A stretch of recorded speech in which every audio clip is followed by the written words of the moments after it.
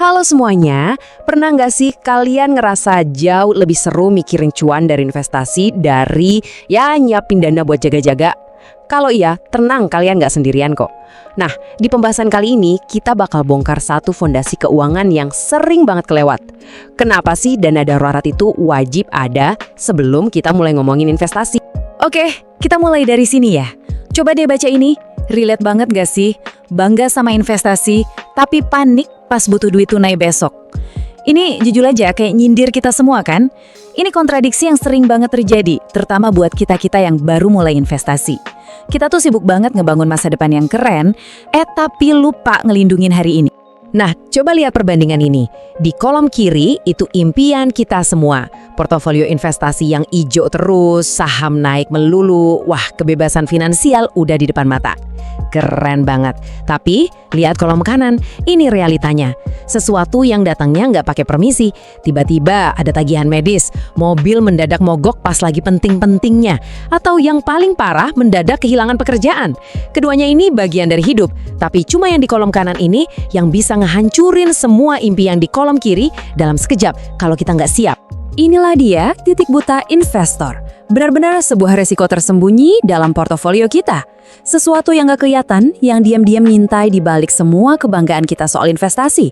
Ini celah paling berbahaya dalam strategi keuangan kita. Dan ini adalah poin utamanya. Coba deh, resapi kalimat ini. Dana darurat itu nggak bikin kamu kaya, tapi dana darurat bikin kamu aman. Kalau kita paham bedanya, cara kita mandang uang bakal berubah total. Tujuannya itu bukan buat jadi kaya raya, bukan. Tujuannya jauh lebih penting. Ngejaga kita tetap selamat dan ngelindungin semua rencana jangka panjang kita dari guncangan hidup yang nggak terduga. Oke, sekarang kita masuk ke solusinya. Jaring pengamanan finansial. Jadi, apa sih sebenarnya dana darurat itu? Biar nggak ngawang-ngawang, yuk kita bedah definisinya biar jelas banget. Definisinya sebenarnya simple banget. Dana darurat itu adalah sekumpulan uang tunai yang siap pakai. Kuncinya di sini, siap pakai dan disimpan di rekening yang liquid. Artinya gampang banget diambil. Dan ini yang paling penting, duit ini khusus buat pengeluaran yang mendesak dan gak terduga. Jadi ini bukan duit buat liburan ya, bukan juga buat foya-foya pas ada diskon gede-gedean, sama sekali bukan. Terus apa aja sih yang masuk kategori darurat itu? Nah, kita ngomongin hal-hal kayak gini nih. Sakit mendadak yang bikin harus ke rumah sakit, amit-amit kehilangan pekerjaan, perbaikan rumah atau kendaraan yang nggak bisa ditunda lagi, misalnya AC rusak pas lagi panas-panasnya, atau bahkan perjalanan darurat buat keluarga. Intinya, ini semua hal yang nggak bisa ditunda dan jelas nggak ada di budget bulanan kita. Ini nih, mindset penting yang harus kita pegang. Keadaan darurat itu bukan soal seberapa besar biayanya, tapi soal seberapa mendadak kebutuhannya. Bisa aja biayanya nggak sebesar beli mobil, tapi karena harus ada saat itu juga, nah faktor mendadak inilah yang bikin panik, dan kalau udah panik, biasanya keputusan finansial kita jadi kacau balau. Oke, sekarang kita masuk ke bagian kenapanya. Kenapa ini penting banget? Ini semua soal melindungi diri kita di masa depan.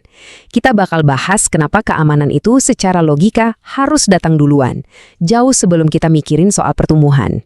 Nah, ini pertanyaan besarnya kan? Pasti banyak yang mikir, ngapain sih nyimpen duit cash yang diam aja nggak ngasilin apa-apa? Mendingan juga dimasukin investasi biar cepet cuan.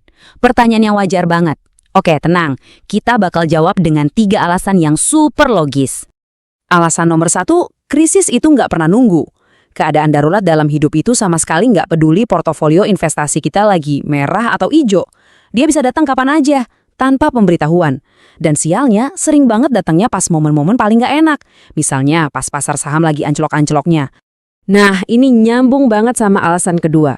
Kalau nggak punya uang tunai, terus tiba-tiba butuh duit cepet, apa coba satu-satunya pilihan kita? Ya bener banget, jual aset investasi.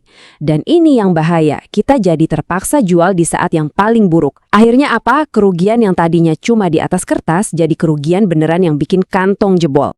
Dan alasan ketiga, ini mungkin yang paling gak ternilai harganya.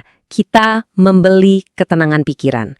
Punya jaring pengamanan finansial itu kayak ngasih kita ruang buat napas. Kalau ada masalah datang, kita bisa hadapi dengan kepala dingin, bikin keputusan yang rasional, bukan keputusan panik yang bakal kita sesali nanti. Ingat banget kalimat ini, orang yang panik selalu membuat keputusan terburuk. Ini bener banget.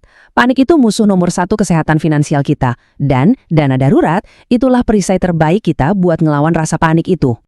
Oke, kita udah paham banget ya kenapanya. Sekarang pertanyaannya, gimana caranya? Nah, kita masuk ke bagian membangun dana Anda secara realistis.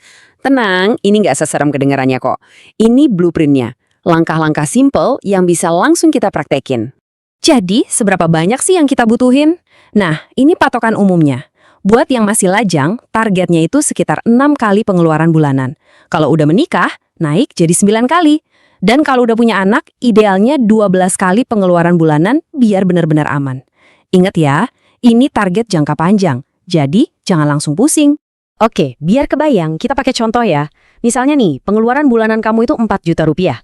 Berarti kalau kamu lajang, target dana darurat kamu itu 6 kali 4 juta, yaitu 24 juta. Jangan langsung kaget lihat angkanya. Ingat, jangan fokus ke angka akhirnya. Fokus aja dulu ngumpulin 1 juta rupiah pertama. Itu udah kemenangan besar loh. Terus gimana cara mulainya? Gampang, ikutin aja 4 langkah ini. Pertama, bikin rekening terpisah. Wajib, biar duitnya nggak kepake buat jajan. Kedua, bikin jadi otomatis. Langsung atur auto debit dari rekening gaji pas tanggal gajian. Jadi nggak ada alasan lupa. Ketiga, mulai dari kecil aja dulu. Yang penting konsisten. Dan yang keempat, ini paling penting. Simpan di tempat yang liquid, kayak rekening tabungan biasa. Ingat ya, ini bukan buat diinvestasiin. Dan selama proses ini, pegang prinsip ini baik-baik. Perlahan dan konsisten, itu lebih kuat daripada cepat, tapi cuma sekejap. Beneran deh, konsistensi itu kuncinya. Jauh lebih baik nabung 500.000 tiap bulan tapi rutin, daripada nabung 5 juta sekali, terus udah, nggak pernah nabung lagi. Sebagai penutup, saya mau kita semua ingat ini. Punya dana darurat itu bukan berarti kita orangnya penakut atau pesimis. Justru sebaliknya, ini adalah tanda kalau kita menghargai hidup kita. Ini adalah bentuk paling nyata dari self-care. Ini bukti kalau kita peduli sama diri kita, masa depan kita, dan yang paling penting, ketenangan batin kita. Jadi, pertanyaannya sekarang bukan lagi perlu nggak ya, tapi gimana cara mulainya? Coba pikirin, apa satu langkah paling kecil yang bisa kamu lakuin hari ini juga buat mulai ngebangun perisai finansialmu? Mungkin cuma ngecek pengeluaran bulanan, atau langsung buka aplikasi M-Banking buat bikin rekening baru. Apapun itu, yang penting mulai aja dulu. Percaya deh, dirimu di masa depan bakal berterima kasih banget.